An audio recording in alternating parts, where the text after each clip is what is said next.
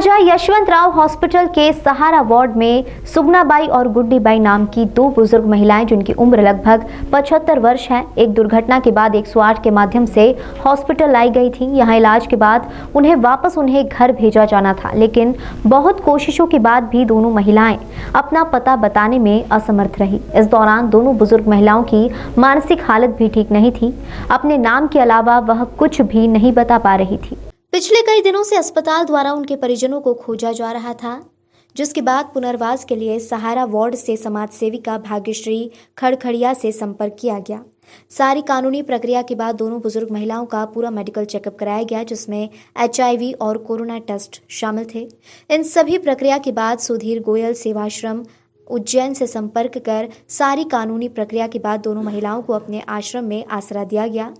दोनों महिलाएं चलने फिरने की हालत में नहीं थी, उन्हें एम्बुलेंस के माध्यम से आश्रम ले जाया गया।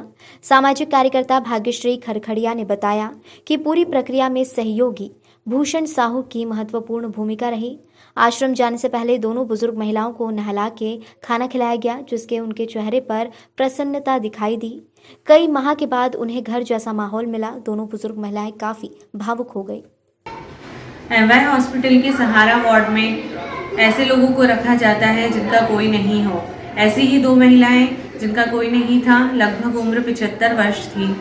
उन्हें एक एक्सीडेंट के बाद 108 एम्बुलेंस के माध्यम से यहां पर दाखिला करवाया गया। उपचार के पश्चात जब काफ़ी समय तक उनका कोई परिजन नहीं मिला, सहारा वार्ड के इंचार्ज ने मुझसे बात की। जब मैं महिला से जाकर मिली, दोनों महिलाएं काफ़ी बुजुर्ग और काफ़ी परेशानियों से ग्रस्त थी। दोनों बेड पे थी, उठ भी नहीं सकती थी और बहुत दुखी और परेशान थी, क्योंकि वहाँ पर वह ठीक तरह से नहीं रह सकती थी। जब मैंने उनकी यह हालत देखी तो सुधीर गोयल जी से सेवाधाम आश्रम में मैंने बात की। भाई जी का कहना था कि जब आप सारी कानूनी प्रक्रिया करवाएंगे, उसके बाद मैं इन्हें अपने आश्रम में दाखिला दूंगा। सुपरिटेंडेंट सर्कल से एक अधिकारी लेटर बनवाया गया एवं सारी मेडिकल की जांचें करवाई गई, जिसमें कोरोना टेस्ट, HIV टेस्ट शामिल थे।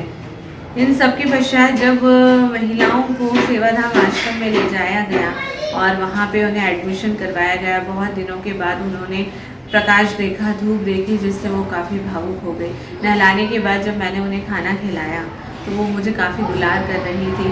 काफ़ी समय के बाद उनके चेहरे पे एक सुकून था और मुझे बड़ा आशीर्वाद दे रही थी।